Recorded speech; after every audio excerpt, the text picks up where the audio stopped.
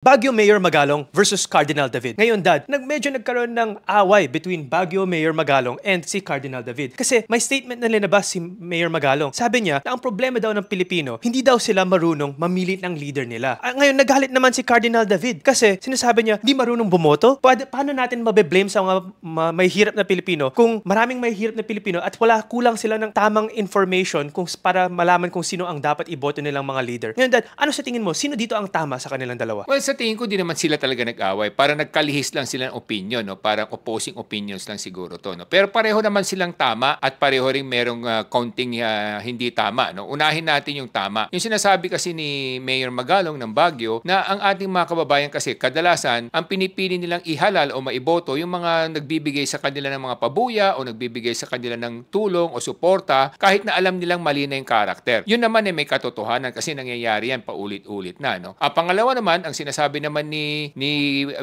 Cardinal David, ang sinasabi niya, ang problema kasi hindi marunong bumoto ang ating mga kababayan. Kulang lamang talagang impormasyon na binibigay ng mga kandidato kaya sila nalilinlang, nauuto o kung hindi naman yung kalaban na maayos, hindi na i-deliver yung mensahe o yung impormasyon na maayos. Tama din naman yon, no? Pero siguro meron kasing both sides yan na may tama at mali, no? Ang tama kay Mayor Magalong na sinasabi niya na hindi sila marunong pumili, pero ang mali doon, maaring yung mga kandidato din kasi na karapat-dapat hindi rin lumalaban dahil natatakot sila o pangalawa ayaw nilang gumastos o pangatlo hindi rin nila alam i-convey o ipahayag yung kanilang mga mensahe sa mga bumoboto. So yun ang issue doon. Hindi naman siguro na hindi sila marunong pumili, nagkataon lamang na yung mga kalaban o dapat mamuno o dapat maihalal hindi rin naitama o naiwasto yung kanilang mensahe sa mga publiko kaya hindi sila nagustuhan o hindi sila nakilala ng gusto. Kay Cardinal David naman ang sinasabi niya, tama naman yun na sinasabi niya na kasi hindi kulang yung informasyon. Pero kasi with the social media now,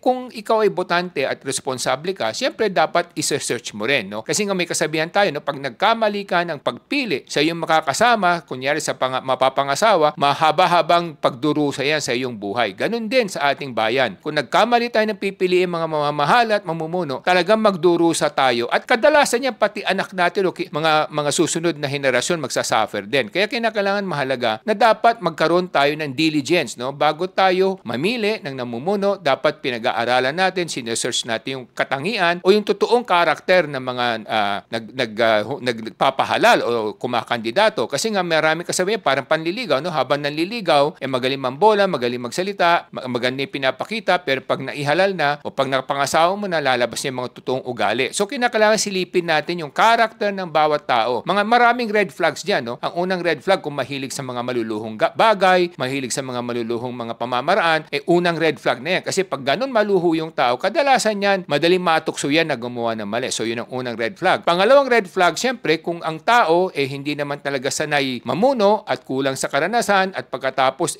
isasabak agad sa malaking posisyon, talagang alam natin na mahihirapan siya. Pero at least kung sincere naman, madaling makakatch up yun. Pero pag hindi sincere, yun ang problema. Pangatlo, yung sinasabi rin, no? Sinasabi nga nila, pagka yung tao may ugali na hindi maganda, kunyari mahilig mangupit, mahilig magpalibre, ibig sabihin nun gagamitin lang niya yung gobyerno, pamahalaan, no? Para sa ganun makinabang siya. At pang-apat, siyempre titingnan mo rin yung pinanggalingan ng tao. Ano ba yung pinanggalingan ng tao? Siya ba ay maayos na tao, disenteng tao, disiplinado, isang marunong maging leader o maging manager o maging professional? Kung hindi, may problema na rin, no? So yun ang mga dapat natin titingnan. Ngayon, Dad, mali ba si Cardinal David? Kasi kung sinasabi mo, may mga probinsya talaga na yung mga nananalo, yung mga vote-buying candidates. Hindi na yun kulang sa information. Actually, yung information na nagvo-vote buying na candidate na yun, sure na yun na medyo magiging corrupt yung kandidato na yun. Pero pinipili pa rin yun ng Pilipino. So, tama pa rin ba si Mayor Magalong na mali rin ang mga desisyon ng Pilipino kung alam nila na binibili ang kanilang boto ng isang for sure magiging corrupt na leader? Yun na nga ang sinasabi natin, no? Red flag yun. Pag binibili yung boto nyo o binibigyan kayo ng pera kapalit para iboto nyo sila, napakalaking red flag na nun. Ibig sabihin nun, hindi maganda ang intensyon nun o hindi maayos ang intensyon nun sa kanyang pamamahala at pamumuno. So doon siguro nagkakaroon ng sinasabi natin may partly right, may partly not right, no, na kanilang statements, no. So merong statements siya, pero meron naman tayong nakita mga lugar na talagang pinipili ng mga mamamayan yung talagang karapat-dapat. Meron din naman yan kahit na bagamat namimigay ng pera yung iba, meron din tayong nakikitang ganyan, no. Siguro lang mas nalalaman lang ng mamamayan yung totoo kasi may mga lugar like kahit sabi na sa probinsya, minsan di naman nila nakikilala o nakikilatis ng gusto. Kung ano lang yung sinasabi ng kanilang mga chairman, mga barangay leaders, yun ang sinusunod nila kasi nga yun ang parang tinitingala nila dahil minsan mahina internet doon, o minsan di naman nila talaga napapanood lahat ng mga show o mga TV reports, kaya hindi nila talaga naiintindihan kung sino yung good or bad. Pero kung alam na nila na bad at pagkatapos binoboto pa rin nila, siguro yun ang sinasabi natin na talagang yun naman ang kapalaran nila na dahil yun ang pinili nila, di kinakailangan pagdusahan nila yung ganong sitwasyon. Nakikita naman natin kasi sa pag-aasawa, no? Minsan sasabihin ng mga magulang mo sa iyo, o wag mo nang